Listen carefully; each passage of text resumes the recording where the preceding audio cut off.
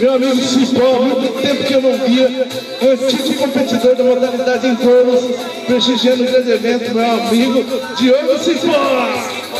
E de 24 a 26 e 27 de janeiro, todas as noites a banda pegada ali. E com essa montaria, meu amigo Fernandinho assume a liderança do evento, vai para 126 pontos, por enquanto a Mortosa vai para Santa Isabel.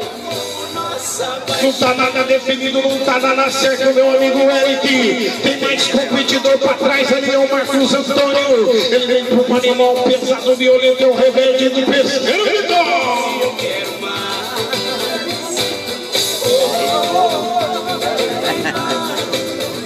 Tudo pronto, tudo certo, ele já sentou em cima da corda americana. O touro espalha ali dentro dos bretes da trabalho, lança que for.